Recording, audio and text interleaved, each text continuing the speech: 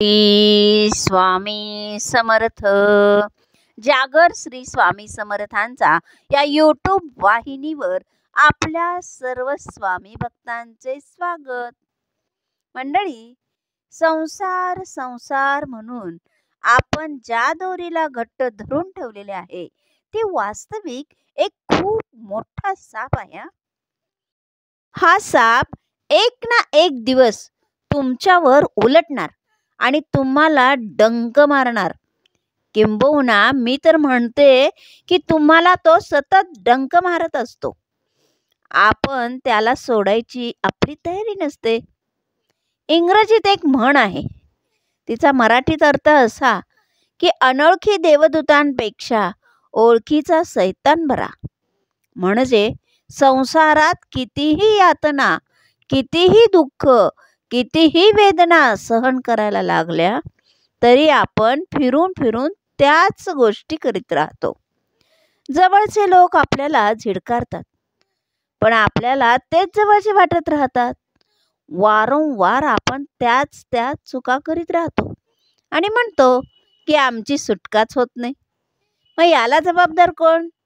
तुमचे तुम्हीच ना.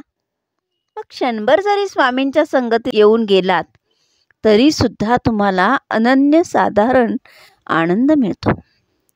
आणि तो आनंद तुमच्यातच लपलेला आहे, कुठे बाहेर शोधण्याची गरज नाही. मान्य आहे की एका झटक्यात तुम्ही संसाराच्या पाशातून मुक्त होणारच नाही. किंबहुना आपल्याला संसार सोडून संन्यास मार्गही पत्करायचा नाही. आपल्याला फक्त मनाने त्या वाईट गोष्टींमधून बाहेर यायचे आहे ज्यात आपण खोलवर अडकलेलो आहोत. एक राजा होता. त्याच्या एका चुकीमुळे त्याला एका साधूने शाप दिला की तू ताबडतोब डुकराचा जन्म घेशील. साधूच्या हातापाया पडून त्याने उशाप मागितला. साधू म्हणाला की डुकराच्या जन्मात तू मृत्यू पावलास की परत माणूस होशील. राजाने आपल्या पुत्राला सांगितले की मी डुकराचा जन्म घेतला की तू ताबडतोब मला मारून टाक. त्याप्रमाणे राजाने डुकराचा जन्म घेतला. राजपुत्राने त्याला शोधूनही काढले. ते डुक्कर छानपैकी चिखलात घाणीत गटारात लोळत होते. राजपुत्राने ते डुक्कर मारण्यासाठी बाण सरसावला तेव्हा ते डुक्कर त्याला म्हणाले, थांब, मला मारू नकोस. राजपुत्र म्हणाला, बाबा, अहो तुम्हाला लगेच माणसाचा जन्म मिळेल. तेव्हा डुक्कर त्याला म्हणाले, काही नको मला माणसाचा जन्म, मी आहे यातच आनंदात आहे. आपली ही नेमकी अवस्था अशीच होते बरं का. त्यामुळे वेळेत सावध व्हा. तर आता आपण अक्कलकोटमध्ये जाऊ. एकदा श्री स्वामी समर्थ अक्कलकोटचे राजे मालोजी राजे भोसले यांच्या राजवाड्यात होते. राजवाड्यातल्या विहिरीपाशी महाराज काहीतरी करत असताना मालोजी राजे महाराजांच्या दर्शनाला आले. त्यावेळी त्यांच्या हातात सोन्याचा चौफुला होता. स्वामींनी तो त्यांच्या हातातून हिसकावून घेतला आणि ते मालोजी राजांना म्हणाले की चौफुला विहिरीत टाकू. मालोजी राजे हात जोडून स्वामींना म्हणाले की महाराज, सारे काही आपलेच आहे, जे हवे ते करा.